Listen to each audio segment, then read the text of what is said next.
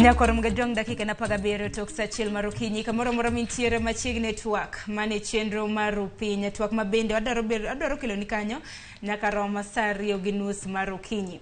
Okinyi makawuono nyakoro mgajong adoro loso kaluore kod achiedh nade mopogore pogruok mar paro mabende nitiere e kind gavana ma Siaya mano James Orengo kanyakla kod jalup ne William Oduol.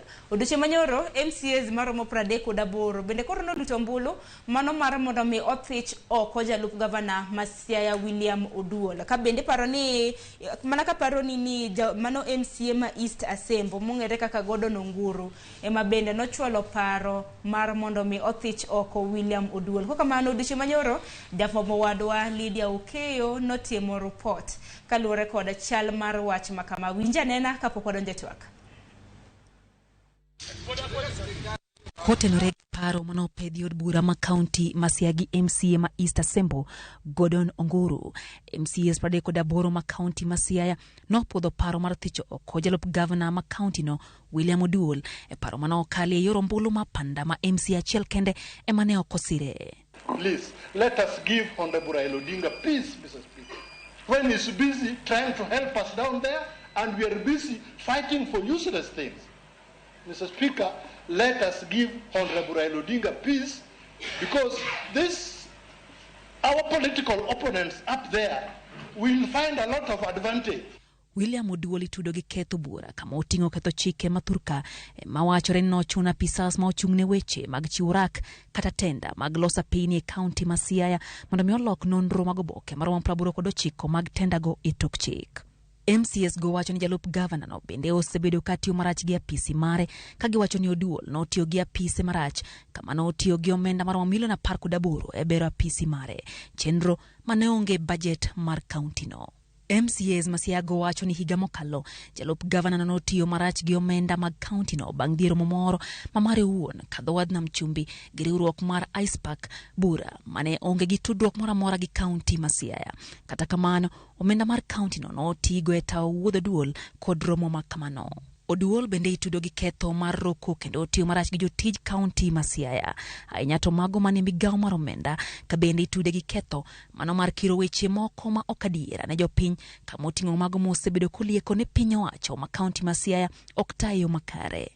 Od burano koro chugo kamiti moting'o MCAs 14 mago mabiro timo nonro kendo manyo neno ewi mago modonjnego Oduol. Komiti no igeno ni biro duogo e od bura bang' ndalo 10 kod neno makamago. Ponono ne girem chope od burano gi nenogo parono biro gore Luanda. To ka gikelo neno moromo to od burano biro bedo kod thuolo mar goyo ombulu mar thicho oko jalup governor William Oduol. Paro mogwenyore koro medo wuok e wi okang' ma od bura ma county ma Siaya okawo. Ka wenge koro rango kamiti no ka bende gibiro chwalo neno moromo thicho oko Oduol e apisi koso oyo. Onge gima unyalo tebo to kendo sechego un gi safari. Uriembo wakal gini pio ochulnwa ndege wahao Mombasa. Give them Mombasa for 1 week. Nejo Siaya oyiero jok ma ichulo to wacho gik kaka pesa tiyo kose no gi oyier gi mondo gitetea jopiny. Jopiny ol to jo Siaya ol to kokwang'iyo ODM ni emogolo president masani ngatie. President ma Kenya en ja ODM. Ministers wan go kariba 6 mago mana jo ODM mabende nogol mana kakigolo William Oduol ni. To kako gol William Oduol ni nyalo bedo hape okwang'eyo kimakiny. Aya nyakoro mgajong manaka kiwinjo kaka MCA no wacho okwange gima kiny. Oduol nodonjo ne governor mano James Orengo kotenre kod weche mag mibadhe. Sani MCAs bende se kotenre kod weche mago mag mibadhe. Ineno kanyo kamiti mano mar MCAs madiroma 14 bende osechuog kanyo ka bende unjore nek bende gichiwo report ahinya mar neno makamano ma bende nek bende gipedho bang' ndalo 10. Pache nango kaluore kod weche makamagi oro nwala magwa magote machoka rede ka uchiel no mbui mar Facebook gi YouTube yudowa achiel kachiel mano Ramogi TV.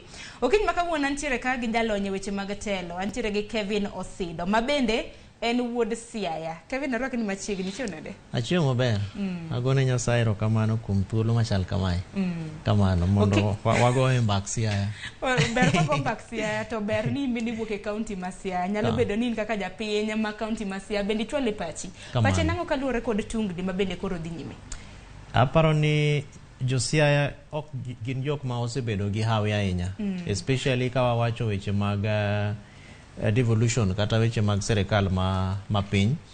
To nikech kata obedo ni chal kamae to wajawacho pile pile ni wuon devolution kata the father of devolution in Kenya to en to wuok Siaya. Tangono momiyo hap wadang bed marach machalo kama nikech koro wantiere higni madhi mana 9 kamae ka wasebedo gi weche mag devolution kata mag serikal mag pinygi. To angono momiyo tek kwanyo gimoro kata chiel, tek yudo gimoro ma serikal ma Siaya mar county government osetimo ne jo Siaya. Omiyo an awinjo malit kendo kwayo na en ni siasa madhi mbele Siaya ok en siasa maber. To nipo bedi ni jotelo manene oyier gi jo Siaya. Kech kata na wuona abe nago kura Siaya. Milongo ni Nyabera School West Oyoma Ward.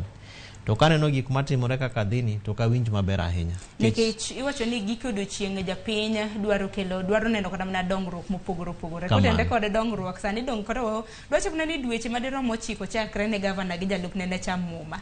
Japiny ok ne kata mana dongruok mopogore opogore. Tek neno. Wale sani kotende kod weche mag mibadhi. Neno kanyo ka Oduol osebedo kata mana ka seyo sirikand James Orengo kaluore kod weche mag mibadhi. Sani kata mana kineno report ma bende Lido Kiono kelo nuduchi manyoro en bende koro en owuon Oduol nogono. Ise kod mibadhi mopogore opogore kaunti ma Siaya. Adiera ni kanye?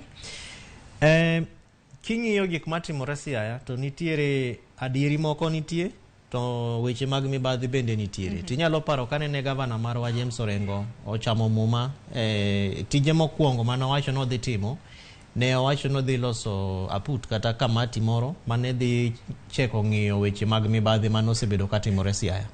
To en nikech kinyalo paro kata mana serikal manene okalo mar gavana marwa Rasanga nowuok e ofis ka nitiere weche mang'eny mane wachre mag mibadhi mano oyudo kata ka bende oseor Ethics and Anti-Corruption Commission mar mondo dhi kacha mondo chekane ni to nobet nango nikech ni wacho ni pesa mang'eny kabisa notiyo kane gavana no eka ikore mar mondo owuoge ofis kane wadhi e uchaguzi kata yiero mane lowe.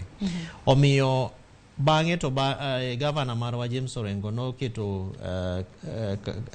kamati kata put moro kanyo ma bende nene ng'iyo weche go kaka ne dhi. Report no los mano mi gavana no bedo discussed kata no go twak no beti e county assembly kacha mabang'e ni nitiere actions kata gigo manoripo bed ni timo e county government gi county assembly. But problem maparo nitiere en number 1 followership manyiso ni okwangi follow up maber gi jogo matiye e serikal mar county government to bende migepe mopogore opogore mag jopiny manyalo luongo ni civil society organizations bende okotegno ahinya e yo manyalo seyo serikal mar mondo tim gigo ma timore e yo makare. Mar ariyo makoro mako deputy governor marwa jalup governor marwa ma en William Oduol okapar ni en tije mar mondo obed ng'atno makoro dwa kawo tich kata teko e lwete mar mondo chak ng'iyo ni to pesa mane motiyo pesa mane ma ok otiyo. Nitiere migepe mopogore opogore ma en tije onyalo mana timo gimiluongo ni whistle blowing, ogo firimbi to wacho ni an kaka deputy governor kata jalup governor ma Siaya ase interact gi kalatase mopogore opogore kae taneno ka nitie kaka pesa ok ti maber. Ae to bang'e to owacho ne gavana, kosewacho ne gavana to tero report no migepe mopogore opogore to bang'e county assembly ma Siaya biro kawo thuolo mar mondo gitim nonro to bang'e ginyalo invite kata migawo kaka mar Ethics and Anti-Corruption Commission mondo biongi weche mabende tudo godo Oduol karamna kaluore kod wach mabende wacho ni ok en tije mar timo kenge mamoko. Ise kod weche mopogore opogore jakoro ngajwangi bath TV mari kanyo bende neno weche mopogore opogore mabende ise godo jalup gavana mano ma Siaya William Oduol. Achiel kuom gima naka kise wacho gavana jalup gavana nitiere kod ting mare ise ni osebedo ka oroko mano jotije mag county. Ahinya nitiere achiel kuom jotije mag county mabende nowach kanyo, mano Director of Supply Chain Management, ni osebedo kata bed ni director makamano mochung' ne procurement mar county, ok en answerable to him, ok nego bed ni en kata mano monyiso Oduol kaka gik mako timore e apise. Oduol osebedo ka roke kanyo mar ng'iyo kaka pes county tiyo, mar ng'iyo kaka chenro mopogore tiyo. Mar ariyo mabende naneno ka isegodo ne odhi e romo ma ok mag county to tiyo gi omenda mago mag county. Mar adek otiyo marach gi omenda mago moko kuomge. Ting'eni magi koro king'iyo katiba marwa sula 181 article 181 makoro nyisowa kaka gigo mamiyo inyalo gol jatich mar sirikal kaka koro yo ma walose ewi jalup mar county governor ma Siaya. Nitie gima iluongo ni abuse of office and gross misconduct. Kama osechopo ni koro idwa chako roko ji kendo iroko ng'atno mabende ok en kata ng'ama i supervise kata matiyo ofisi, mano koro ng'ato nyalo fuli kata nyalo wacho ni itiyo gi tekoni kaka deputy governor e yo marach. Manyiso ni koro jo MCS ma Siaya kata jogo manoyier gi jo Siaya nigi thuolo ma imiyo gi katiba mar mondo gitim gimanyo gitimo nyoro. Ting'eni e seche ma walose ni to wanyalo wacho ni gin accusations nikech samoro onge evidence isegoda Siaya onge evidence kata ma nonro mosetim malong'o. Oduol bende William Oduol bende pok wawinjo gik mowacho, samoro asetemo nyaka chiko ita gigo mowacho, obede TV, obede radio, obede kata liete moko ma wadhi e Siaya kata buche mopogore. Tiwinjo ko bende en gi gigo mabendo oseyo godo serikal mar Gavana James Orengo, manyiso ni nitie gigo ma give and take, owacho kama jokabe wacho kama. To kuma koro osechopeni nikech koro jo siasa ma Siaya osegole gise impeach, motion to impeach ose process mar impeachment osechakre. Thuolo kaka ni sewacho ka wachako en ni mar mondo gitim nonro e tich makoro bura kata kamati mar MCS 14 chande dhi timo. To problem madhi bet en ni already nitie biases, kech kata kiwinjo kaka MCS goloso kata kanyo giloso nyoro samoro bende waloso kodi kata WhatsApp nikech gin jok mane wayiero wane grupe mag Siaya County Leadership Forum. The agenda magin go en ni mar mondo William Oduol owuogi. Kata mna kinjo kako Oduol loso e wang jowi mopogore Ramogi kendi bende osebiere oseloso mabende wakelo ni karam nyanya koram ga juang weche manyien. Entiere kod chung motegno. En owacho ni nitiere mibadhi mopogore mabende timore e county ma Siaya. Dibed ni bende ber karam na kaduonde mamoko bende koro timo nonro kuom ranyisi kata migao karam na bad migao makedo ne weche mag mibadhi mano EACC ber kaka uting mar timo nonro makamagi. Nikech kiwinjo karam na kaka jotelo e county ma Siaya chal ka gima samoro genenda nyakonchiel. Nikech Oduol wacho ma county bende wacho ma MCS wacho ma Oduol wacho weche mag mibadhi ma ogotach mane county ma Siaya en bende sani koro ilieko ne weche mopogore mag mibadhi. Dipani ber ka duol machielo bende bire mar nono weche maket kod mag duol machielo to nyaka ang' no bi nikech aparo ni jalup gavana otiyo gi teko ma ok mare nikech gik ma owacho gi en gimo nyala wacho en ni aparo ni pesa ok ti e yo makare. To be ase winjo kako wacho kendo olero gi e yo maliw kabisa kendo e yo makare mawinjori. Mak mana ni mano ok en tije. Ok onyal dhi to wacho ni an kaka deputy governor aneno ka pesa machal kama okwal, pesa machal kama okwal, kia signatories okogo signature, mano ok en tije nikech e sirikal mar county kacha bende wantiere gi migao miluongo ni treasury. Ma jatende gini gi jatelo ma en CEC of finance and public planning, gini gi chief officer bende mago te gin tije. Gini gi accountants jogo matiji gi en mar nyo kaka pesa tiyo. To bende within the county government bende wantiere gi miluongo ni internal audit department. Mago koro dware ni oripo bed ni gin jogo ma gise tudre godo kata William Oduol ose tudre godo mar mondo olergi.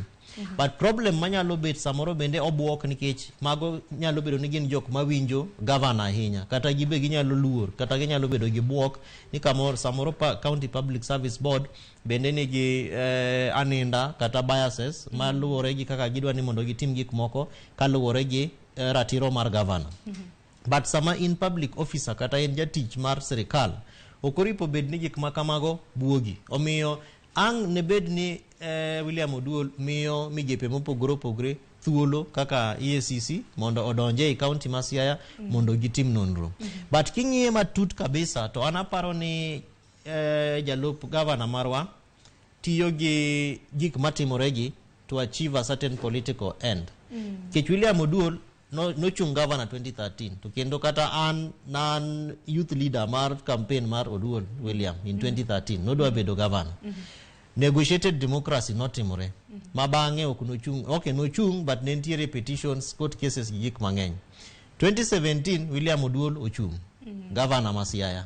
Negotiated democracy nikech nitie kaka gigipango kata kaka speaker akanye, minority leader akanye, ngano meyiero chairman kia mar public accounts, justice and legal gigite nitie kaka ipango gi. Emomiyo samoro koro nyalo winjo kaka tamana MCS kawacho ni nyaka wamira Raila Odinga thuolo mar mondo ogorenwa malo kacha. Manyiso ni king'iyo politically kata e siasa nitie gik moko mabende timore e kind gavana gi jalupne mabende ok mor japiny to bang'e chopone jakom. To be wacho ni county ma Siaya nyaka pang kaka dware ni mondo pangre. Aparo ni koro William Oduol tiyo gi gigi kaka winjo ka MCA manende oko siro motion mar gole wacho ni samoro nyalo bedo blessing in disguise. Ber moro nyalo bire bang'e. Taparo ni mano e ber ma samoro William Oduol tego kendo geto mbele kanyo. Nikech kinde mabende koro Oduol naliko ni ntiere mibadhi county ma Siaya kani winjo kata mnodo chieng' manyoro motion mabende na ntiere kanyo. Koro ise ni okiro weche ma ok gina adiera e witend county ma Siaya. Kanya kasani giwacho ni Oduol no chwalo ne gi weche ma ok nyale yange. Nyaka gisani dog wange ni committee mano mar MCAs maderoma 14 bende osechuogi. Gintere kod ndalo maderoma 10 mano mar mondo migichiw report ma huyanga mabende gibiro bedo ka gitemo hinya e nonro e weche ma gimieno godo Oduol. Kamano. To mano timore nikech teko mar katiba. Nikech mokwongo ng'ato nyaka mi thuolo mar mondo be olos. Emomiyo nyoro kane speaker okode loso to wacho ni jogo maluwo jalup gavana gi osiepe nete wadhi migi thuolo mar mondo gibende gibi e nyim put kata mondo gichiw evidence margi mondo gibe wamigi thuolo mar mondo owinjgi. Nikech katiba omiyo ng'ata ma inyalo timne accusation mora mora nafas kendo thuolo mar mondo mondo winje to bang'e mondo bed ng'atno ma en either innocent or guilty. To kagise akanyo to speaker koro bro inform speaker mar Senate. Nikech koro bang'e process mar impeachment nyaka no chope Senate. To Senate kacha bende koro gidhi twak, gidhi loso William Oduol idhi mi thuolo mar mondo bende obi mondo owach gigo tema samori seye godo kata gigo mabende oneno. Omiyo nitiere thuolo kata nafas ma adieri nyakang wang'e. Kata pesa notigo wawinjo kiwacho ni notiyo gi siling madhi milion 18 e ofise kanyo e yo ma ok ni ratiro. Isewacho ni isegi weche moko bende ni nodhi buche moko to tiyo gi pesa mar county to buche go bende ok gin buche magero county. Mago tete ntie katiba marwa sola 181 article 181 malero nwani to koro deputy governor kata governor ni en ere yo minyalo gole godo e apis kacha. Omiyo nitiere thuolo ma William Oduol jalup governor marwa ang no tighten evidence mare. Nikech ka koro MCS to se lose interest, faith. Ma giwacho ni wan waonge kodi gi faith. Koro kanya ma ang odhi mondo winje. Nyaka miye thuolo mar mondo dhi obendo wach gigo ma oparo ni beyo kata gigo ma oparo ni ok wach wiye mabeyo. Ero kama na yenye loso kutendre kod omenda maromo siling milion 18 mabende isegodo ni notiyo godo marach. Kana neno kata ni siling milion 18 no isegodo ni nogundo kata no renovate godo apise benda neno kanyo no nyiewo godo kombe mopogore kanyakla koda mwandu mopogore mabende nitiere apisi. Omenda maromo siling milion 18. Manyiso ni kech mago to gin gik ma wanyalo neno. Nyaka nyiswa picha kuom jogo makia kuma Siaya nitie kata maonge gi thuolo mar dhi Siaya. To jogo mong'eyo kuma Siaya nitie gigo matimore Siaya wang'eyo kama ofis jalup gavana nitiere kata oselose kata pok olose kombe kanitiere nikech mago koro contents mag twak madhi bedo kata evidence ma idhi nyisi. Ng'e ni gik wasewacho ni loso apis mar jalup gavana ok en tij gavana. In kose yieri to nitiere structures ei county government kacha. Wan gi jo procurement. Gine mang gi ng'ini to deputy governor dhi bete ang'ono. Intiere nyaka gi officers ma deputy governor tiyo godo. Ang ilos ofisi kende to margi to iwe omiyo en gik ma procurement gi osido bende mani winjo kanyo ka MCS bende wacho ni oroko moko kuom apisas ang luong ji nyak nke sama koro twak kata evidence generation osechakre tidhi luong ji obed supply head of supply chain no idhi luongi obed jo procurement ji idhi luongi nitiere nyaka ratiba kalatase ma angol ni nyiew gi kanye ere process manitiyo godo omiyo mago teka gin gik ma jalup gavana marwa paro ni gina gik miketo ne to dhi golo evidence mare to county government bende dhi golo evidence mare. Ng'eni gik ma wachore gi te pok wawinjo ng'ama iluongo ni county secretary pok wawinjo ni ento wacho nang'o ne weche gi nikech mano e jatelo mar gik moko te matimore ei sirikal mar county sirikal mar county. Namba 2 wan gi ng'ama iluongo ni county attorney ma advice ene kaka head of legal services mar county government to bendo miyo governor bende paro e yore mag chike mag sirikal mar county. Pok wawinjo ni to county attorney ma Siaya wacho nang'ono e weche machalo kama. Omiyo nitiere thuolo ma adieri ang' no wuoge to adieri no en adieri ma bang'e ka ang' oseyudore to dhi miyo either kochopo wawach ni kata senate kacha to senators nyalo yie ni mondo ogol William Oduol obed impeached kata ni mondo kik obed impeached manyiso ni koro en odhi adhia mbele gi tich mar bedo jalup gavana. To ng'e ni bang'e kanyo bende nitiere aggravacious relationships manyiso ni en gi gavana koro ok giwinjre. Koro mago be nyaka waduog chien ma wang'i ni to kata ka wawe ni mondo dhi mbele gi tiyo kaka jalup mar gavana ire kaka ji ariyo gi dhi tiyo ka bura kata kogo ok ginyal bete e bura e boardroom achiel. An gima namako wang'a osida ni sani ka bende wang'i ni kamiti moting'o ji 14 MCs 14 bende osechuogi ma bende biro bedo ka nono weche mamieno Oduol. Aken nang'o meneke ginona e yo mahuyanga weche ma bende Oduol seyo godo sirikand county ma Siaya mondo japiny oyude fuong'ruok ahinya nyaka luwore kod dongruok mopogore opogore. Report ma kama wabiro rito gibiro bedo ka gichiwo bang' ndalo 10. Ema nyaka sani ka luwore kod dwaro mar katiba nitie gimong'ere kaka public participation. Naneno ka osebedo gazeted kata mana e gazet mar odiochieng' ma kawuono. Oganda mantiere county ma Siaya osido included. Nyaka gichieng' tarik 5 mano chieng' wuok tich.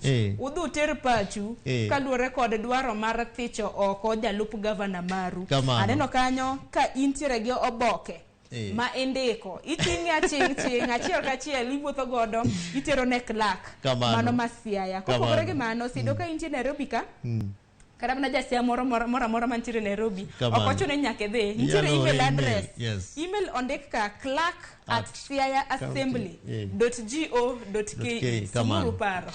To ing'eni gima an buoga kabisa ne kaka nyoro public gallery mar assembly nyopong ok ponga kamano kata kitimo budget to king'iyo kaka sewacho ni weche gi ipango ng'eni MCS madhi mana 38 ka bende gin gi jogo maluwogi kobed public petitions kalatas kata oboke midhi ndika ni to donge Sharon kata in gi an wang'eyo ni gige tinde kandika kata ng'ato nyalo ndiko ni tigo sei luwore gi kaka usewinjore but malich kabisa en ni ji nyaka ng'e ni gigi gin gik midhi tim e oath manyiso ni dhi chamo muma nyalo chopo kama koro gik ma indikogo iluongi ni mondo provide evidence. Omiyo nyaka ibed ni in jago kura ma Siaya mung'eyo tie wach miwacho no kata kidhi ndiko petition kata oboke no to nyaka bed ni indiko giming'eyo ni kata koluongi to nyaka ang' ni bed gi evidence motegno.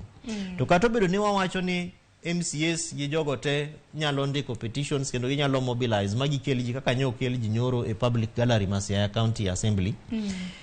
Jalup gavana William Oduol bende nigi thuolo machalo kamano. To bende osebedo kotimo gik makamae. Obede liel, osebedo koloso, obede aruse mopogore opogore, osebedo kotwak kuonde ka. Wasenyaka neno ka ji mopogore opogore, migepe mopogore opogore osiepe ne bende go press conferences gi jondika habari gi jo radio gi jo television mago te nyaka koro angi follow the gazetted gine memorandum request mondo gibene gindik margi ni wan waparo ni Oduol ni ena ngamiluo kisiasa to gik mondik ne gina gik miseye godo tok gina dier nikech nyaka sani wang'eni nitiere jo Kenya adek ma bende noseringo modhi e doho mano ma Siaya mano jo Kenya adek mana bro mana nyiso uge nyingege Peter Odhiambo Eric Onyango gi Elizabeth Akinyi na giseringo magidhi e doho maduong' e county ma Siaya ka bende gimono mar mondo mi othich oko Oduol e apisi gidhi gitero bura e county mano ma Siaya doho to mano koro manyiso ni case mar high court kech koro ma process madhi mbele dirito process madhi timore nite nyaka ngurit kato bedo ni nitiere injunction machalo kamae to mana lowa gik ma wasewachogi manyiso ni koro en mobilization spree jogo manigi jalup gavana Oduol nyaka kel joggi jogo mabende siro Thicho oko William Oduol bende nyaka ker jogi mabang'e to koro kamati mar 14 chande nigi ndalo apa mar mondo gilos godo report gitim godo nonro gisom godo petitions gite luongo ji bende ginyalo luongo standing orders ojiene gi mar mondo giluong ji mondo gibi e assembly kacha mondo gilerne kamati no wach ni to untu neno ang'ono ma unu paro ni wanyalo timo to gimana paro ni nyalo chando ji kanyo en ni out of the 14 pod gin part of ji pradek gaboro manendo Thicho osiro motion mar Thicho oko Oduol koro ere kaka ginine neutrality kata nyalo bedo e process machalo kama omiyo Oduol agno tima tek kabisa ochak loso gi MCS okony gi mondo gi elewa ni kato bedo ni une muloso kamati ni no sesiro Thich mudwa Thicha godo oko but an position mara en kama kako sebedo kodhi e TV radio gi gigite okaw thuolo malongo nikech mato is a political process kaka wasewacho ni gik ma William Oduol timogi mago ok gin tij jalup mar gavana ong'ini tije en ang'ono eber kabisa ka onyalo bedo gi thuolo mar mondo osira gavana kaka waneno kaka counties moko itimo nikech counties ng'eni ng'ama iluongo ni deputy governor to tije malong'o e katiba to onge ena ng'at ma ka kondik ei ler mar katiba ni in you deputize the governor sama gavana onge ine gavana koduogo you hand over sama wuok to weni gigi emo mineno ka ng'eny counties wasani jalup mar gavana bende imedo added responsibility kori obe iluonge ni deputy governor and CEC in charge of manyiso no bende en jatelo mar gimoro ei county government kacha mondo kete busy kiko bed ng'at moro madhi office to bet to chako ng'iyo ni to gazette kawuono wachango ne Siaya ng'ano moko sign check kaka koro waneno kaka timre gi jalup mar deputy governor to bende puro mi badwe kora mna kwa ng'iyo counties mamoko nikech ok en county ma Siaya kende ma bende nitiere pogruok mane kinde gavana gi jalupne to kapok ng'iyo kora mna counties mamoko kar jo Kenya adek ma bende nasinyisi ni osechwalo bura mano e doho maduong' e county ma Siaya gimbe ne gidwaro mar mondo mi doho bende o declare ni Orengo is unfit for the office mano ma bende gintiere ka bende gidwaro mar mondo mi Oduol bende omi privileges karamna oduokne privileges ma bende nitiere godo wang'eyo kaka allowances kata mano omenda mabalang' ma bende noyudo ahinya kotenre koda tich ma bende onyalo tiyo e apise koro jo Kenya dego ma bende nodhi koro keto James Orengo mano gavana e county ma Siaya kanyakla kod sirikand county ma Siaya kaka respondents jogo kuma bende nego bedni duoko bura to bende gi list interested parties jok manego bedni sero kata mana chiwo pachgi kotenre kod okang' makamano gichiwo kanyo nyingo Duol kanyakla kod Duol makedo kod weche mag mibadhi pacho ka kamano manyiso ni koro gin gitimo gimilongo ni elevating it to another level koro gitere court mamalo mar mondo omi jite thuolo mondo koro kel evidence malongo to kaka wasewacho en ni high court ma Siaya they rely on the process ma is already ongoing kaka osechakreni to bende samoro nyalo bedo ni process mar Thicho oko William Oduol ni timore haraka kamae mar mondo gitemo set pace ne process mar high court gima high court nyalo timo en mana mar mondo luongi to follow the same procedure emo miluongo jogo kaka respondents governor ma Siaya William Oduol be ikelo kanyo gi kata county attorney ang nodonje, county secretary ang nodonje, but bottom line en ni evidence. Tikech gidhi ng'iyo ni to in kaka deputy governor, tiji en ang'o? Ang'o moripo bedni itimo? To gigo mise igodo kata accusations mopogore opogore to chal nadi? To gin ang'o no gini? Ka en ni itiyo marach gi tekoni mosemiyi gi jogo kura ma Siaya, itiyo marach gi tekono nadi? Ere evidence mosekeli? Kaka wacho ni head of supply chain bende orokono, ang' noluonge mondo bende obi mondo owach ni to nobet nang'o. Nyaka bed ni nitiere communication matimore mopogore opogore, obed email, obed barua, obed WhatsApp gi, nitiere kaka koro gidhi agree kata gidhi winjore mar mondo gitim case mar thicho oko William Oduol. To kata wang'eyo ka gigi nyalo chopo e Senate ka, wang'eyo kaka processes mag Senate bende dhiyoga. Kata samoro wanyalo paro ni Senate no bende is supposed to be impartial. But Senate ikelo nikech Senate en a protector mar devolution by Constitution of Kenya 2010. Koro tijigi en ng'iyo ni to ang'ono ma jo Siaya nyalo lose ka gi onge gi deputy governor for the time ma deputy governor obedo impeached, ka nomination, vetting and appointment of deputy governor moro pok otimore. Namba 2, en gima adieri kose en political witch hunt. Samoro ng'ato nyalo wacho gik moko nikech kaka wasewacho Sharon mokwongo en ni William Oduol en ja Siaya motegno sana Siaya, kendo king'iyo kata kakigo siasa Siaya, kakigo kura kamo ae Alego Usonga nigi kura mang'eny kabisa. Omiyo bendo nyalo bedo a political threat kaluwore gi pang mipango godo kura midwago e Siaya in 2027. To mago gin gik makoro futuristic. But eseche masani to en ni case dhi mbele, impeachment process mar thicho oko William Oduol bende osechakre.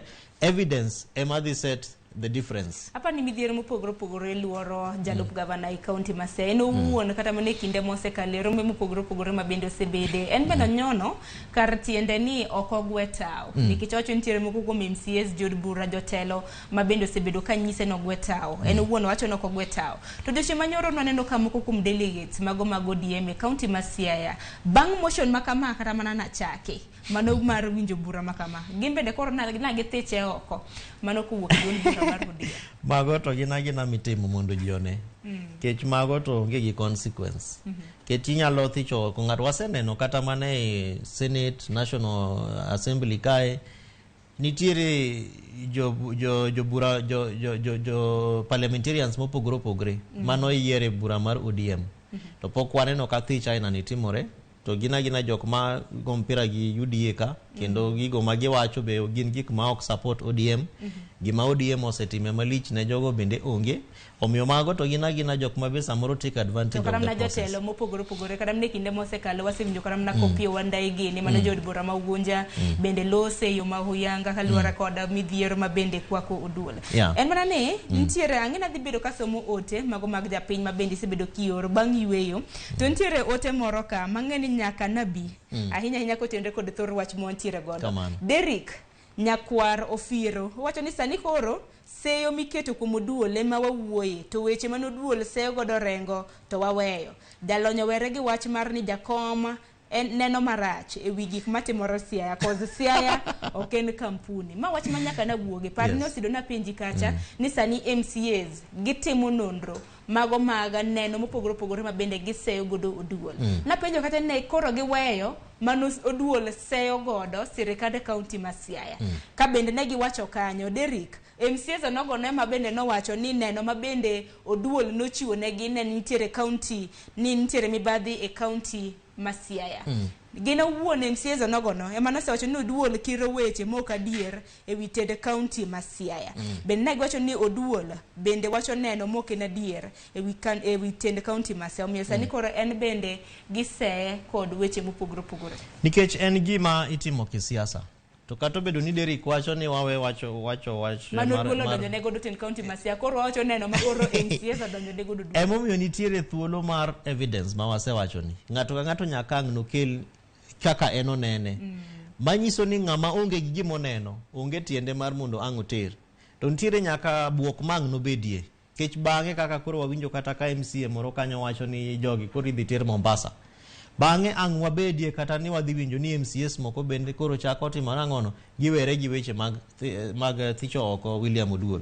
Omiyo nitiere grace period kata span of 10 days ma 14 members kande dhi romo godo kaka nende selero jo Siaya kata jogo bende ma nigi interest e weche matimore Siaya ni nitiere gazettement of a motion to impeach ma ginyalo submit godo kata tero public petitions. Ng'ato ka ng'ato nigi thuolo sani mar mondo oter neno mare kaka chal. To bang'e ka neno go oseteri tidhi ketnwa evidence generation. Idhi somgi, idhi lernwagi, report ang' nolos bang'e. Ni kato bedo ni William Oduol noseyo assembly gi weche machalo kama emomiya nyisi ni county assemblies te ma Kenya kae nigi systems. Nitie kaka gik moko itimo. Kata pesa kikwalo siling achiel. Nitie jok mabet piny to giwinjore ni wadhi kwalo pesa maromo kama. Nyaka gibed gi winjruok mopogore opogore magi los kalatese magi tim nang'ono kata gidwa loso nyaka communication mar supplier gang'ono nyaka chop kuma koro supplier be giloso godo ma supplier nyisgi ni to anto koro ang' utima nang'o. Omiyo en process marabora ma ok en wacho ni pesa makama olal, pesa makama ne ng'ane okwalo, okia ogero office machal kama, okelo kombe machal kama, kata piche nyakang' nitiere nyaka sessions moko makata kamati gi nyalo dhi magi wuothe office miwacho ni Oduol ogero ni. Magi kwan kombego ni to kombegi chal nadi. Bang'e ng'eni nitiere gimilongo ni tagging of assets. Gidhi ng'iyo ni to e tag mokete kom miwacho ni Oduol onyiewo ni. Be en gi tag koso ongego. Ja asset manager ma serikal mar county government obed M&E officer obed public service ilongo ni delivery unit in the office of the governor obed jo procurement idhi penji ni miwa uru list mar gigo mantiere office jalup mar governor be un gi kom mobedo tagged kamae ka onge tiketo tegi mano makosa isetimo. Okay, nitiere to miwacho ni nonyiewo ni mano to onge iketo oko. Ae to bang'e gidhi ndiko report ni wan wasewinjo gik ma William Oduol wacho, petitions mane wayudo masiro weche mowacho gichal kama, jogo mabende siro Thicho oko mare wasewinjo ka giwacho kama, petitions mane gikelo bende chal kamae. Problem kaka ne wasewinjore en niya, the biasness, impartiality. Ni jogi 14 gi already ne ose gokura gisenindo nyakonche. Koro ere kaka William Oduol dhi manage that kind of political imbalance. Bende wasenjokora mnaka jotelo mamoko sei Oduol ni dibede ni otiyo koda kweth mano mar UDA entiere ODM. Bende kora mna seyo makamago. Asewinjo gik machalo kamano to kapar ni mago will hold any water, especially king'iyo kaka counties itiyo. To ka gin gigo ma timore to manyiso ni gini is already falling at the Senate. Kech kochope Senate kacha to kidhi go kura to jogo masamoro ae Kenya Kwanza serikal mar Kenya Kwanza kata UDA party this hero William Oduol. To ng'eni waseneno kata mana processes moko mopogore opogore maluwo kaka members of parliament kata jotelo mopogore opogore manitiere party ma wanyalo luongo ni ODM matiyo gi UDA. Bende nitiere kweth mopogore opogore mosetimnegi kata seyo mopogore opogore mosetimnegi to pok waneno anywhere ma accusations machalo kamago ochope. Omiyo mar William Oduol ni to aparo ni en gima samoro dhi konyowa kata mna devolution practitioners to set precedence moko. Ng'eni pok otimore ga kamae mak mna mano timore 2014 mar jalup gavana mar Machakos mabende Senate kano chope Senate kacha to bende jo Senate no wito oko seche ma seyo mopogore opogore mane ne okel gi county assembly mar Machakos. Omiyo masiani bende kwang'iye 10 years kata 9 years down the line bende dhi konyo wang'iyo ni to eke gaps mopogore opogore ma wanyalo ng'iyo kaluwore gi impeachment kata thich mopogore opogore minyalo tim ne jolup governor mopogore opogore. Wach mar resignation bende awinjo ka ji wacho kanyo ni ni mar mondo ogwe tao. Ing'e ni samoro tek kaka wase wacho Sharon, siasa migo Siaya ok en mana siasa mangi wacho ni an Kevin Osido adwa chung kaka governor. Nyaka bed ni nitiere pango mise pangrigo kaka isepangri gi kaka osepangi. Dibede ni mana kaka nilieko motelo ni samoro duo lekore ne yiero mar higa mar 2020 in mane wacho? An mana wache to mane kaka en. Kech 2013 ne entie, 2017 ne entie, dongero 2022 bende ne entie obedo deputy jalup mar gavana. To samoro aparo ni problem manyalo bet emomiyo wacho ni presidents mar gigo matimre e kind gavana gi jalupne en ni samoro bende wan gi ideologies mopogore opogore. Jidhi adhi office to gidonje marriage mar deputy governor gi governor mare kata wasamoro waneno mar president gi deputy mare, especially Jubilee government manokalo. Samoro donjano nyakanyo mwanyalo luongo ni marriage of convenience. Ni wan wabira mar mondo mi ware ukura mekwa ikeli meka mondo wabed ji mang'eny wakaw office. But king'iyo ideological differences mantiere to koro gi outweigh public service delivery ma jopiny mamiyo jopiny gonu kura. Omiyo case ma Siaya ni is a perfect example. En ranyisi maler kendo malong'o mar ideologies mopogore opogore. Ng'eni kata obedo ni jo ODM bende wacho ni wan gi Thicho oko William Oduol. Dwaro ni mondo wang'i ni to ideology mar ODM gi ideology mar William Oduol gi kaka ne William Oduol ochung kura 2017 kod 2022 in between kae William Oduol ideology mare osebedo nango. To bende en ideology machalo gi mar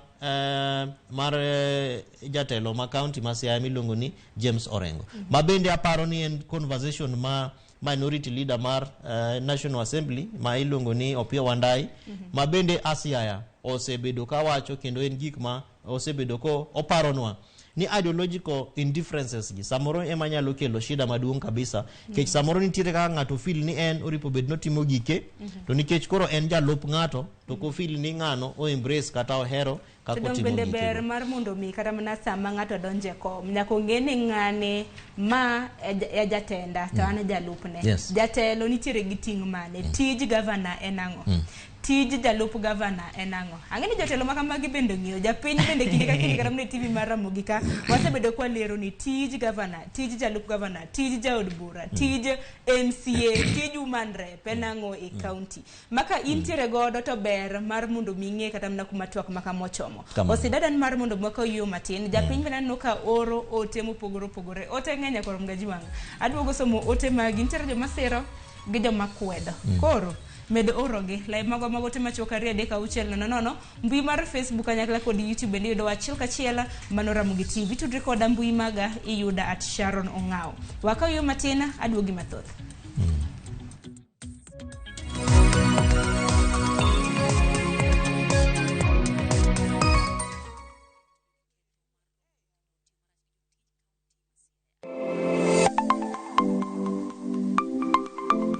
Nyakora Ramogi wanga ng'ato ka ng'ato inyuolo kod pok mare makende. Hero mara mar okapu nochakre chon. Nafwenyo ni mae gima hero timo, mae gima lwetega nyalo loso.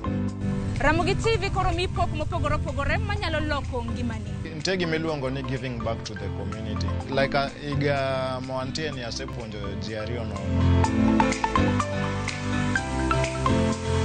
Parni chenro mar poko pogore nyaka Ramogi wanga biro ni chieng' tich ang'wen ka tich ang'wen. Chakre saa 2 nyaka saa 3 mar okinyi. Kod an Sharon Ong'ao. Kik bai.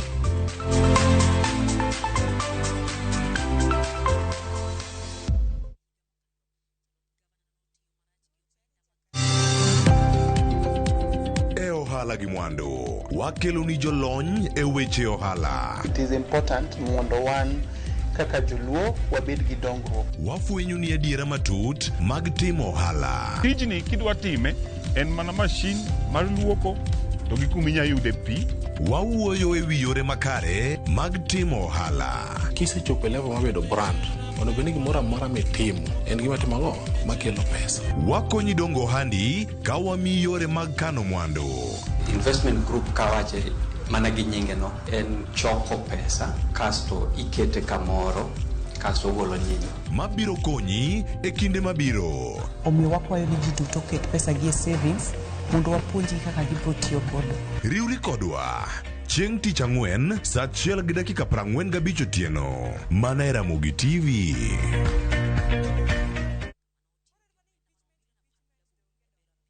Jatelo mano biro kae nyoro odwa riwo arus kodi. Hera motwere kidi Lwanda omuoche kindo osiepe ariyo. Jitengi neno no kende ok nyal romo. Wange gi nyaka. Miriambo thinyore lela kendo kelo mirima kod lit. Anang'ini do ng'at maber kaka. Bende anyuola kod osiepe nyalo donjo e kind osiepe ariyogi. Bedi eno kohera kata matin. Inyalo chopo kanya gi jal ma ihero kiling'ling. Ne Suresh ni oko, ibende biwadhi ng'at mabo kendo pragia, ng'ano nigi hawi. Kikiwe ma ok ineno sigana mar hera motwere mar kumkum bagia. Ok anyal yudo yo manyalo wacho nigo ni aheri. Yud chenro mar kumkum bagia gi dholuo sani koro e View sasa.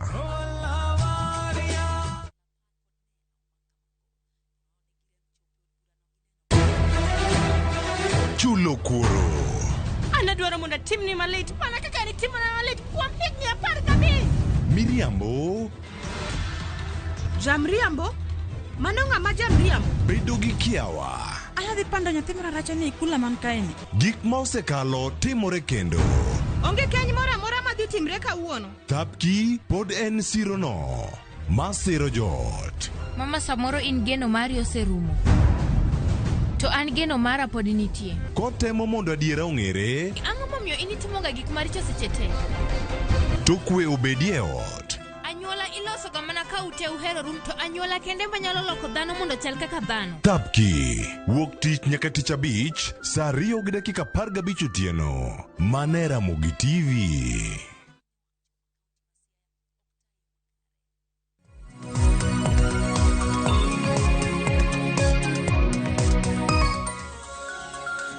Nyakorom ga jong dakika na riyo tok sa ariyo mar okinyi. Kamoro mora mintiere machiegni okang' mar ariyo wadonjo kod twak. Waduogo kod twak ahinya kotenre kod paro mano mar Thicho oko William Oduol kaka jalup gavana e kaunti ma Siaya. Nanyisi ni okang' mar ariyo makama kapok atieko kata mana chenro mane beni rumo sa 2:30 abro bedo kasomo ote magi. Ote aseneno ntiere joma siro gi joma kwedo mano Thicho oko jalup gavana e kaunti ma Siaya. Mana kanyalo somo moko kuom ote mabende japiny isebedo ka ioro. Aya, Engineer Lazaro Kanyamboki wacho ni JODM mondo o embrace culture of tolerance. Kik gibedo joma simple misunderstanding to gise act. Aya, ote machielo opecho kojiwa. Wacho ni MCs ma Siaya otine jopiny giwe keto siasa e maendeleo to gibed ka ging'eyo ni Oduol biro tiyo higni 4 gi dweche 2 modong' nyaka 2027. Aya. Jaote Millicent wacho ni Sharon Oduol nyocha odhi ahinya oduodu kata rach. Kano neno kose dinne onego luongo rengo to gilos e wi weche maket kod mago. Ote machielo Pamela Wino wacho ni thuonde ariyo ok nyalo chwakore e agula achiel. Nyaka golo moro. Oduol oywe oriti 2027 omanye kom gavana. Aya. George Henry wacho ni Siaya dongruok ng'eny maloyo dongruok. Jopiny oneno mariek mane yiero mabire. Wacho ni dongruok ng'eny maloyo dongruok. Mana tang twister. Jacqueline Achieng' wacho ni Oduol ni mtetezi wa wanyonge, orengo ok dwar adier. Donanyisi ni pach jopiny nitiere masiro gi makwedo. Machielo Owino Judy Oduol osesandre ne party. To gima wayudo en ni Oduol riek. Mae gima nego Oduol. Kapoko Thiche sub county mare to wachango. Mae kuma bede don wacho ni paro ma bede jopiny ntiere godo public participation pachi yoro ne clerk mano mar county assembly ma Siaya kapoko chopo chintere kabich mano mar dwe mar 6. Opecho kojua maparo ni ote no nasesomo Oduol ni mtetezi ya wanyonge. Kima igole kata kama igole onge ibro Thiche oko assembly kaito senate the way thuolo wach makamano bendo sido wadhi bedo kwa lose. Faro machielo Bob Wayne Olo oyaro Sharon wacho Oduol no tek okoyot. Ka iparo ne yes jod bura ma Siaya nyalo goyo ombulu mar Thiche oko to bang'e senators nyalo duoke kendo otiek ndalone. Biro bedo nade kadi bede kamano wach makamano dhi bedo kwa lose. Merciful wasa mai mogik anatamra wachno. Oduol temo wacha dier e wi kuma timore Siaya to mano e gima ODM ok dwa no wach. Kothiche Oduol oko to orengo bende owe kombe no. wadong' e yiero gi wethiro Siaya to Siaya no be othirno. Jo Siaya nitiere gi tongue twisters. En dondruok gi dongruok. Siaya ok thir nikech othirno. Weche nitiere. Koko mana maduong' mabende aneno kata mana kotenre kod ote mabende jopiny lose. En kaluwore kod dwaro nikech MCAs ka osendiko report margi. Mabende gi ni samoro Oduol oyude gi ketho. Dong gitero ote kata mana report makamano ne od bura mano mar Senate. Kama bende Senate makoro biro bedo kaneno ponono ni thiche kata ok thiche oko. Ang'o manyalo timore ka ponono ni od bura mar Senate bende ok thiche? Koro wan gi scenarios madhi mana adek. Mokwongo en ni Senate nyalo wacho ni onge gimomidwa mondo thich oko William Oduol. Manyiso ni koro duogo Siaya obedo deputy governor. Makelo wae wach mar ariyo. Manyiso ni koro koduogo kaka jalup mar governor. Ere kaka udhi tiyo gi governor ma samoro bende ok dwa winje. Governor bende county assembly kacha waseneno ka en gi followership ma jolup mang'eny.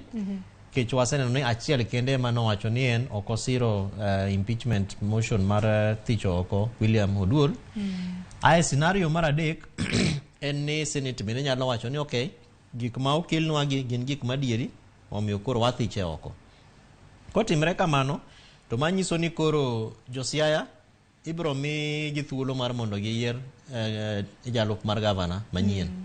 But kamano bende timore, samoro William Oduol nyalo seek to appeal the Senate process. Manyiso ni koro odok ang'ono e court. Imiyo jopiny mondo yier jalup governor manyien koso governor ema nominate.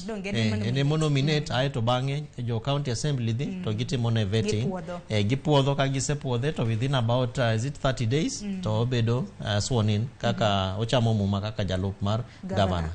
To kapo ni William Oduol bende odhi to seek an appeal process, manyiso ni court nyalo keto injunction. Ni ma is already a matter madhi mbele court, omiyo processes tete manyalo timore kaka mar nomination, vetting,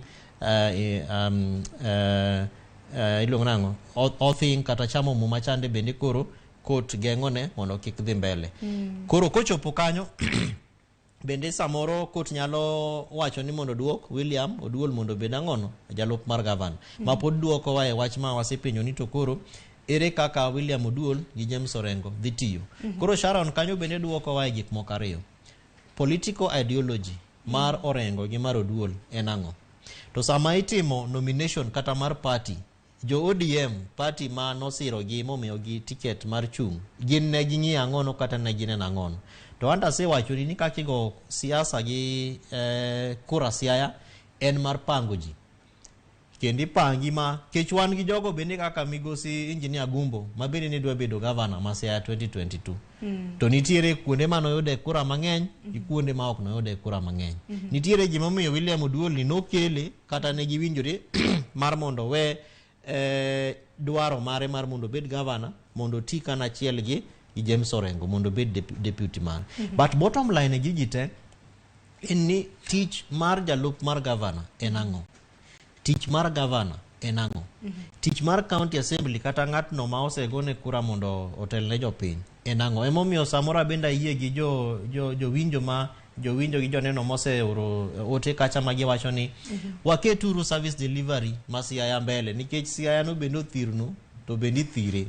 Kech ka wadhi mbele kaka wadhini to ber mar devolution, ber mar serikache magwa ma piny mag county gi ok wabineno. Nikech ywaruok bende nitiere ga, ka nitiere dongruok bende bedo matin. Kamano.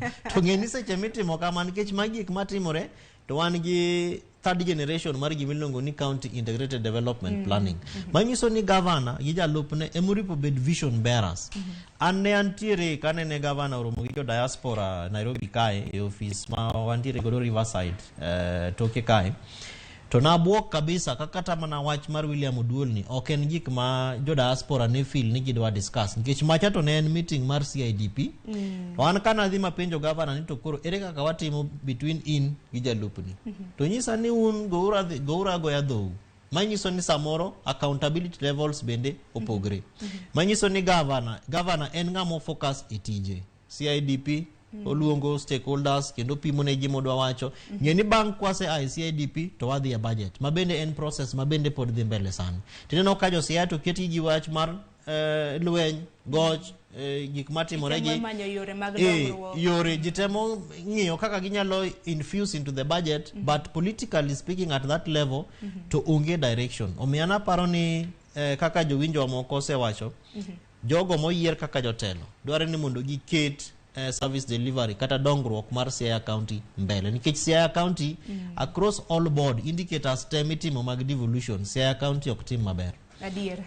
Aya, nitiere Edwin Nyangoro wacho ni Senate wachacheza kama Oduol is there to stay. Koro en mana ni ka koro Senate bendo dhi othicho nikech sani nitiere moko kuom jotelo mabende koro seyo Oduol ni dibed ni en tiere achiel kuom jogo eko mabende sero kweth mano mar UDA mano Kenya Kwanza.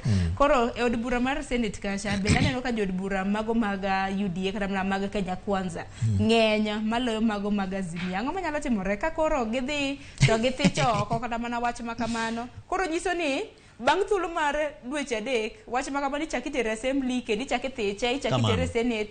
To ng'eni kaka koro jo county assembly ma Siaya oseloso kamati mar ji 14 manyiso ni 2/3 of the entire assembly e Senate kacha bende chik dwaro ni gibe gilos kamati margi omiyo process te matimore e county assembly ma Siaya yo mar Thicho oko William Oduol kendo dhi timore e Senate kacha manyiso ni speaker marwa ma Siaya Jojo Kode dhi ndiko ne speaker mamalo Amason Jaffa Kingi mar Senate aeto Senate dhi bedo gi twak mare impeachment motion ma Siaya gidhi loso committee mar ji 11 kamati ni bebro timo gazettement mar memorandum mana kaka jo Siaya County Assembly otimo clerk office otimo idhi luong jo Siaya idhi luong jo piny te mar mondo gikel ang'ono petitions gi ka gisekelo kamae ji 11 ka bende dhi bet piny ma within about is it 14 days to gende gidhi submit ang'ono report koro report mar Senate ni nyalo bedo discussed kata twak mare nyalo bet e county sub county I mean the committee level committee stage kacha katikele to the committee of the whole house to an gima buoga Sharon en ni senator marwa ma Siaya poka winje kata ko wacho gimore wachni makoro samoro nyalo bedo kaka governor ma Nairobi mano abstain go kura mar impeachment mar governor ma Nairobi maniluongo ni Mike Sonko bende poko winjo Oburu omiyo jatelo Oburu be wadwa winjni to wachni pachi nango kaka senator marwa nikech senator manyaka bende nono bende governor tie mano e tije kata bedo ni watemo kwayo jopiny mondo gibe giwinjane ni to tij governor tij jarup governor enango tij senator bende enango omiyo jatelo marwa ma senator ma Siaya Oburu Oginga ibe wariti mondo wawinje ni to pachi wachni en mane mondo bendo miwa direction dware no many senator ma Siaya mondo bende obe wach no ani to chal nade nikech ing'eni mover of the motion at the Senate idwaro ni bedo senator mar county ma ngata kata koro in this case deputy governor kata jalup governor ema dhi bedo impeached koro ibro dwar ni senator ma Siaya bende obedege a position at that level. Aya wabiro bedo kwa manyo senator ma Siaya Oburu Gingo nyiswa ni ento pache nango kaluwore kod weche motenre kod Thicho oko jalup governor mane county ma Siaya. Jacinta Peyo haneno ote mari wacho ni onge adier ma Oduol wacho kata chiel. Listening to him on one of the TV stations, he's clearly being used by external forces to cause commotion in that county. Magogen mana patch jopiny. Osedo ber bende kwa losi kata mnako pogore gi county ma Siaya. Bende waseneno pogruok mar paro e counties mogo mopogore ma bende nitiere pacho kaendi. Governor gi jalupne. County ma Siaya ni wasenena kaka mnako Oduol biro bedo jalup governor mokwongo ma bende koro biro bedo kithicho oko bang' yiero mano mar higa mokalo. Wang'e ne kaka mna counties mamoko. Waseneno pogruok mar paro ma bende nitiere kind governor gi jalup governor e county ma Meru, county ma Kericho, county ma Baringo, kanyakla kod county ma Siaya. Mago county 4. Emana ni counties adek gi Meru, Kericho gi Baringo poka neno ka MCAs ochwalo kata na motion paro mar Thicho oko jalup governors ma kamago. Nikech gimomiyo mano timore kech gigo kaka wasewacho nitiere dispute resolution mechanisms yore mopogore ma ji nyalo bet godo to gi timo godo twak mar mondo gisir wach kapok ochopo e bidoho kata e kamati kacha to ng'enyne en gima dwaro ga gimiluongo ni political goodwill ng'eni e case ma chalo kaka mar Siaya ni emomiyo kata bedo ni deri ka wacho ni wawere gi jakom kendo kik wakili weche gi to ripo bed ni nitiere political leadership nitiere ng'at ma samoro nyaka bed ni penjo wach kata ka nyiwinjo ka jo MCAs ma Siaya kanyo gi keto twak manyoro gi wacho ni wawere uru gi jakom e wachni waweuru chando jakom jakom mondo wasire uru. Nitiere that political figure masamoro ikelo mbele kendi penye to inti paro nango. Omiyo Sharon wachni ka Raila Amolo Odinga, jatelo Raila Amolo Odinga okdwa William Oduol mondo bed jalup mar gavana ma Siaya to dhi. But ka Raila Amolo Odinga jatelo nyalo siro ni wawere uru goduol to wachni da kochopo kata mana kama kuro. Chini parani Raila karam na siro koso kwedo nikech bende nwaseneno ka nodhi pogo chiemo gwenge mag Siaya jod bura mopogore mag ODM bende nolosero market kod man. Anaparo ni odwani mondo William Oduol owuog. Kech dine bed ni jatendwa Raila Amolo Odinga okdwa mondo omul William Oduol, wachni da kochopo kama osechope.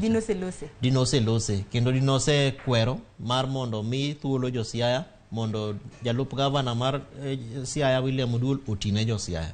But ingeni okni gin gik matimore atima to jotelo kia. Emomiyo kaka counties miluongo go gin gi mechanisms kata yore mopogore opogore magi betgo kendo giwinjore.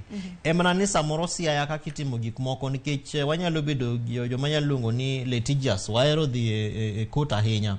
2013 ne wan e court, 2017 ne wan e court, sani kato bedo ni waonge court to ero koro wadhi e court. En ang'ono malichruok madang bed ni jotendwa onge go kata gin go, kaka aparo ni jawinjo amoro osewacho ni two bulls ok nyal bet e one pot. Fali wawili wakipigana kata thuondi ariyo kagore to mana jogo mantiere lum kache mahinyore. Jalumoro no miyo wangero mar ni agula chiel ok nyal chwake.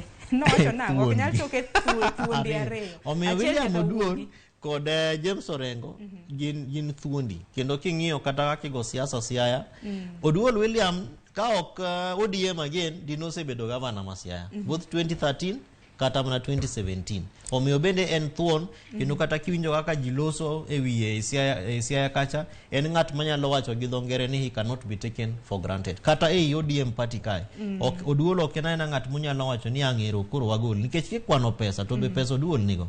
Kikwano mobilization capacity bende entiere godo. En mana sidona neno ka moko kuom jopiny bende kata mna ote mopogore ma bende nagi oro.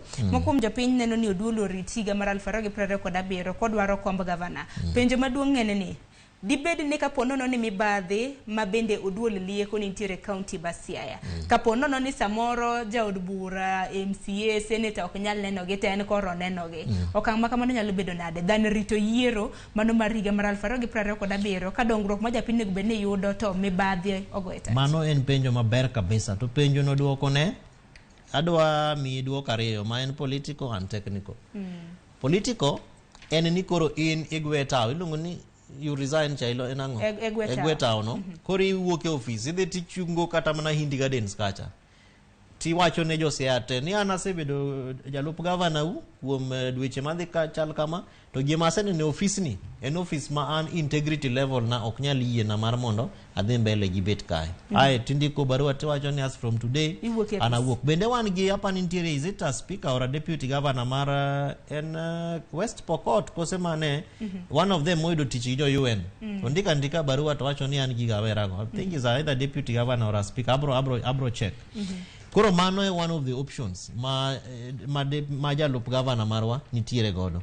Namba 2 kise gwetao kata kise resign koro ibedo iluongo ni civil society. Kaka koro waneno ga Senator Mabusia Okoiti Omtata odhi e court otimo ang'o en gi petitions odich kabisa. Koro mano e tich moripo bed ni Oduol timo. But unfortunately because of gimwaluongo ni conflict of interest Sharon, position ma William Oduol nitiere godo sani en position ma ok nyal yiene mar mondo bed ng'atno madwa timo accountability for office ma bende gin pesa ma obe otiyo godo. Omiyo option ma entiere godo en ni mondo owuoge office mondo odhi o join civil society efforts kaka magwa ma county governance watch ma wang'iyo godo kaka counties tiyo kata ko choose ni mar mondo kik ogweta mondo dong e office to mondo kosetimo whistleblowing kaka koro setimoni to ochiwo thuolo ne migepe mopogore opogore mag sirikal kod systems mag kaka county government ma Siaya tiyo mondo olu nafasno.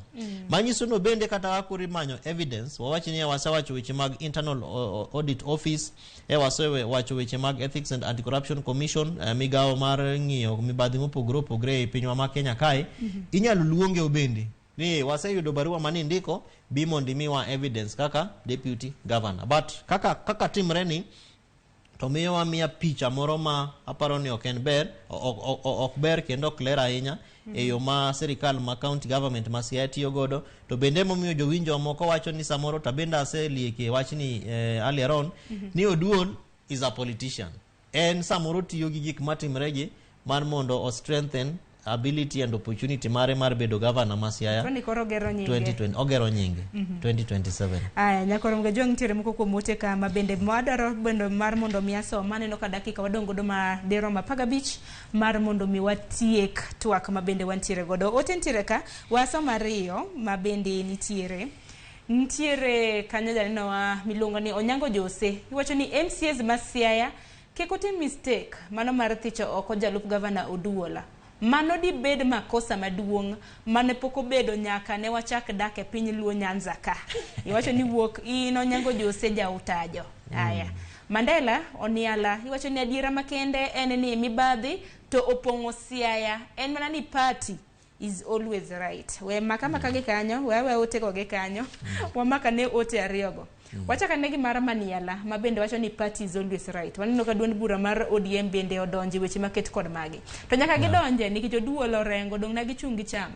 Mano mar ODM. Mano tadier en nani koro kama wachope ni to koro chama to onge gi anyalongo ni modus operandi ability to engage kata local standard. Yani koro nafas magichunge oripo bedni ngamo yer governor gi jalupne e county ma Siaya en governor gi jalupne mar jite.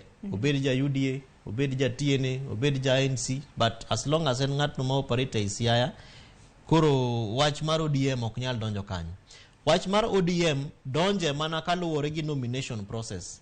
Ere kaka negi nominate William Oduol kod James Orengo e ticket achiel. To wasewacho ni dware ni mondo ODM ochak nono ni to ideological differences mar governor gi jalupne en kanye. Tiye ni samoro okwanyal bedo gi yath mar thiedho tuo mar ideological differences. Political party systems, internal structures ma wawacho ka ema koro nyalo come to play. Manyiso ni koro kaka ne waneno ni committee mar ODM ma Siaya no Thicho oko William Oduol as a member of ODM. Penjo manyalo bet ni en niya agise luonge magimi opportunity to be heard.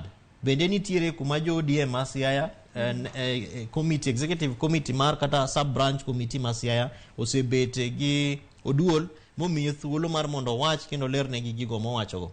Kech gik mitimogo to gin gik matimro e county government, ok gin gik matimore e party miluongo ni ODM. But number 2 Sharon gimomiyo ODM bene donje en nikech nitiere kuonde moko e pinywa ma Kenya kae ma nomination no is election. Manyiso ni kiseyudo ticket kaka mar ODM, manyiso ni in koro weche gisetieko. Oseyieri rita chiengcha midhi mi certificate aeti imi mumati chamo tisedonjo office. Emomiyo samoro koro gifeel ni samoro William Oduol take advantage. Ni wan kaka ODM ne wasiri to chal ka gima kuri dwa take advantage of opportunity kati dwa tiyo gi nafas mane wamini eyo marach. To samoro ODM go seng'eyo ni kaka ne ilieko jomoko lieko ni otiyo gi UDA. Samoro nitiere winjo kata paro kata neno magiseneno kaka William Oduol tiyo gi UDA, which will also form part of their evidence midhi chiw. Kagi wacho ni in japati wa ODM ma already I propagate policies of another party kata objectives mar party moro to wan gi gimi luongo ni sheria mar Political Parties Act. Koro ODM nyalo gole oko aeto gindiko ne register of political parties to golo nyinge angono e role mar ODM. To mani ng'e ni en gima timore based on elected leaders. Of course ODM William Oduol bende en elected, but ng'eny ne waneno wakatimore for MCAs and also for parliamentarians, either members of National Assembly or senators. Omiyo case masiani dhimiyo wa presidents mopogore opogore obed engagement strength of internal dispute resolution mechanisms mag political parties kotimre kaka otimre ne Oduol ni itimo nango. Ero kama na inya nitiere paro mabende janeno maro moro bende nolieko paro mabende aparo ni leo nitiere iluonge ni Onyango Jose jautajo. Owacho ni mistake maduong' ma keka MCAs go tim ma en mano mar Thicho oko Oduol. Owacho ni wach ma kamano pok oneno e Luo Nyanza. Kwano kram na sirikande mag gwenge Luo Nyanza. Pok waneno gavana gi jalupne ma samoro obalo mochopo nyaka kuma koro ogike ni koro dwa Thicho ko jalup gavana e tich. Koso inesa neno Luo Nyanza. Ma active kaka mae to onge, but pile nitie. Nitiere lakini nitie kaka gavana gi jalup kata Homa Bay gisebedo gi issues to okochopo kuma chal kamae. Kata Nyong'o gi jalupne Matthews Owili bende second term governor, deputy governor be gisebedo gi issues. Emo mi anyisi ni seche ka governors koro bedo innovative. Ging'iyo yore moko mar engaging the deputies. Maginyalo keep deputies kaka meetings moko kata madhiye mag Council of Governors Nairobi kae, ineno ka deputy governor no ema ng'enyne o represent Kisumu County and the governor. Manyiso ni koro governor omiye nafas kendo thuolo mar in dhi mondo inemi i represent wa kati tel no e thuolo machalo kama. But mano timore mana ka gin gi ideological understanding. Manyiso ni in jalupna to ine jatenda. Ere kaka wadwa ni mondo wa engage to bang'e bende wan gi vision mar kuma wadwa tere governor marwa. The same applies to kata mana Homa Bay. Governor Gladys Wanga ko deputy mane bende samoro gin kane gichako ne gin gi issues ma kata paro ni deputy governor bende no chungele lamo wacho ni aneno mama ni kinedwa ni mondo a support e yo malongo. To ok ni deputies gi begin kata mana ma Homa Bay bende obenodwa bedo governor ma Homa Bay. Omenitiere levels ma chopo ma koro individual leadership capacity ema koro wanyalo wacho ni take precedence kata ene gima koro iketo mbele mar mondo ng'ini to in kaka ng'ato kaka William Oduol idwa ni mondo Siaya opari gang'o. Ng'ato kaka jalupwa ma James Orenga mabendo osebedo nyaka senator marwa ma Siaya for 10 years. Ere kaka idwa ni mondo Siaya opari. Omiyo kanitiere weche mag mibadhi kaka samoro nyalo bet nikech Siaya to kwa wach ni en kama ler. Siaya osebedo gi issues kendo issues gin issues mahinyowa pile. Ka William Oduol wacho adieri to ik evidence mare mondo ang'o table committee mar county assembly kochopo malo kar senate ka to bende odhi bedo gi thuolo mar mondo ochiw evidence no. But anaparo ni mondo ber ka gibet piny kata jo ODM go bedware ni mondo chungi mondo gidonje room kamoro mondo gilosi keching'e ni biro gi governor manyien jalup governor manyien be is not cast in not just a stone but in a white stone. Onyalo bedo stone but en stone makil ng'ielo ni to gik moko malich midhi yudo piny kacha ma samoro mar William Oduol ni berberie. Omiyo ber ka party timo vetting maber kendo jogi timo ne kata mana proper induction because on this matter taparo ni jalup mar governor samoro nyalo bedo no owacho adier but process mokaoni okapar ni process malo. Ero kama na inyoside kin thuolo mar dakika biere mabendo wadongo doni wesa mane mkoko mo ote mokariyo bang' mano wabiro bedo ka winjo pachi kaluore kod ote mabende jopinyo sibedo ka orane no kanyo ote mano mar Ongwena Elias iwacho ni MCAs ma Siaya nokowinjore ng'ade ne jalup gavana mar gi Migosi Oduol Denge ni onego gi yal bura makende makare manyalo kelo kwe e kind Oduol kod gavana James Orengo kod gima miyo jalup ne obalo kode ni mar samoro ginyalo riembo Oduol kamano to kiny ng'ama chielo moyier kara bende pod biro mana bedo gi yuarruok machalo kamano. Dhano luoro mana dier. Dongono kamano paro maleo. Nikech ng'at minyalo kel kendo bang' Oduol, samoro ng'at mabende kata mana samoro koro nyalo kelo pogruok. Kidi mako lok ni to kute man piny kacha kabwogo. Ero kamana inya. Ote machielo naneno kanyo mar Eric Hassan Ogutu. Iwacho ni impeachment no is dead on arrival. Senate kacha Azimio onge numbers. Koro mago manambaka. Oduol deputy governor for the next 4 years plus. Wamzo wetu. Nikech wache numbers e do bura mar Senate benenua lose. Kiki National Assembly gi Senate kwan mag jod bura mantire Kenya Kwanza. Podolo kwan mag jod bura mani Senate. Gini gik moterne gi kacha. Hinya mago mag Azimio. Gine no ka gima gin kweth makwedogi. Koro aparo ni mano bende koter nyalo kelo achiedh. To be wang'iyo kata kaka process mar bipartisan nidhi. Ni jo Kenya Kwanza ok gin kina inya gik ma ODM wachogi. Omiyo kamane kaka bende kaponi process ni ochope Senate kacha to ginyalo ng'iyo kwayo mar Thicho oko William Oduol. Giwacho ni gik ODM to gina gik kuko pile. Gini onge maana kama kata koro expectation maja piny kata ja dak Siaya nyalo bedo godo kata jago kura Siaya ni gini idhi ng'iye with the detailed eye ma odiserve samoro onge nikech political impartiality ma koro samoro waneno katimore gi. Ero kama nenyo sida paro ni jopiny oro penjo maliw gi oro paro maliw ka kuom ranyisi mabende wasomo kata mne mamokalo ni Hongwena Silas mabende koro nacho ni nango miyo ni kik bede ni MCAs kata mana janeno moro engineer no ochiwo paro moro ni ka to moro wuoka matin dak ne yore minyalo tiekego dan neno yore minyalo ruchego nikech kuom ranyisi koro gima timore kata mana county assembly mano Siaya ka gineno to moro mabende William Oduol nitiere godo gi gavana e county Siaya dagine yore minyalo din godo bugo dan kunyo bugo manyumo Oduol maike kanyo koro omany kendo jalup gavana machielo mabende gikia kata mana kaka biro kata bedo katayo county mano Siaya mane penjo maduong' kanyo. Penjo no to duoko ne en duoko matin ni gigi timore kisiasa kata mana MCS go gibende yiero gi kisiasa to king'iyo kaka wasewacho kane wachako Sharon kaka igo siasa kendo igo kura Siaya en gima nyalo luongo ni intense negotiated democracy. Kech nitiere jogo mayombo to ticket kata party ok migi. Nitie jogo miyombo to gine ma iwalo gi kendo imiyo gi muma magicham. Manyiso ni koro dware ni mondo wang'e ni to ere kaka wanyalo kaka jopiny wanyalo strengthen accountability. Keche samora bende awuoro ndi ni to migepe mopogore opogore matiyo ei county government Siaya mag civil society obedi jo kanisa religious leaders dog gi weche matimore gi gin kure nikech kata wan as county governance watch kane waromo gi governor to wanyise ni wadwani mondo wago bura mondo warom gi in gi jalupni kendo warom gi jolemo basically citizens kata jogo kura Siaya temano wacho nwana nyisi ni un dhi uradhi mbele gi timang'ono gigo dhou nikech obendo ng'eyo ni accountability strength mar accountability mar mondo serikal mar county government oti maber nyaka wabed gi jogo matimo nonro to Siaya County samoro nyalo bedo mopogore nikech migepe gi nitie to pok waseneno gi ka gitimo ang'ono ka giloso kendo ka giwachonwa ler kendo ratiro omiyo anadhi bedo keen ahinya mar mondo ang'e ni to petitions ma ji dhi ndiko gi ng'ano gini ma dhi ndiko gi to gin ji adi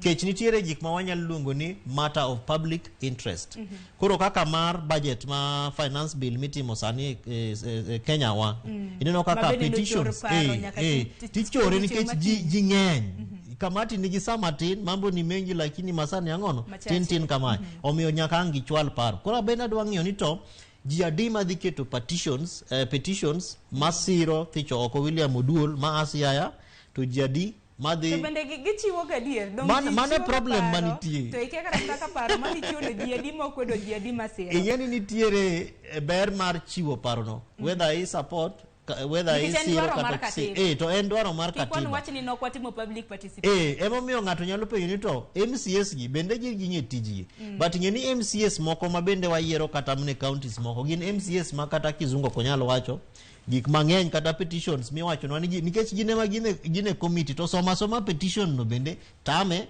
kech waseneno gi kuonde gi bende kaka gi bag ni gi weche moripo bedni gitimo omiyo jakom japiny ber ka gi organize especially matters of public interest kaka mae mar mondo gibende gitigi katiba no nikech article 11 mar katiba wacho ni sovereign power ni ang'ono lwet japiny kaw teko no mondo ibende dhi godo county assembly Siaya nyis jo MCS ni gimutimo ni rach kata gimutimo ni ber ne jo Siaya wach ni mogik e Nyerere 20 jotelo ma Siaya na kwayu beduro piny mondo los example kata kaka wanyiso jopiny ma Kenya kae weche matimore ok en example maber Siaya gi jo Siaya osechandre onyiswa ni wathirno nikech wathirno akwayo ni mondo wakawru thuolo mondo walosure weche wagi walos gi uru kapok gikethore bende dondruok owe dongruok wawe uru dondre mondo wamiuru thuolo dongruok kamano Kevin Osido ni ero komana nyakumbire tu akokinyi makawuono nakorom ga jong mono na Kevin Osido wood Siaya mabende nwatwak godo kaluore kod okenge mabende koro MCs county Siaya dwaro Thicho oko jalup gavana margi William Oduol dushi manyoro na giluto mbulu MCs 38 dwaro mar mondo mi Thicho oko jalup gavana kabel nyaka gisani wang'eni committee motingo MCAs 14 bende osechuogi mabende biro bedo ka timo nonro ahinya nyako tenre kod weche mabende mieno Oduol seyo county ma Siaya kaluwore kod mibadhi MCAs bende se kaluwore kod mibadhi koro en report mabende gibiro bedo ka gitimo mabende ne giyango bang' ndalo 10 mabende bang' okang' makamano report makamano kochwala e nyima od bura mano mar Senate koro senators ema bende biro bedo ka nyiso jopiny ponono Oduol nego beni Thicho kata oyo wan kaka TV mar Ramogi wan kaka iti wangi mar neno kaka chal mar wach makama biro bedo ka bedo erokuone nyakuom ote magi aneno gi beda temo kar nyalo mara mar somogi ote wuoro maleo donga gonwero kamano Kwa kamano, gisana nino kanyo ken dakika 36 tok saa 2 mar okinyi. Akawiyo matene chenro podi yelach nikech chenro rumoga saa 5 mar onyango. Gisani, chieng' tich ariyo, hingini chakre saa 2:30 nyaka saa 3 mar okinyi chenro en mar orako. Koro sani kanitwe tai, osedo haloso kodi, kanitwe, kanin gi koti, kore gonyo, irieri. Ero kawana ina chenro kono en mar orako. Kikini maboro.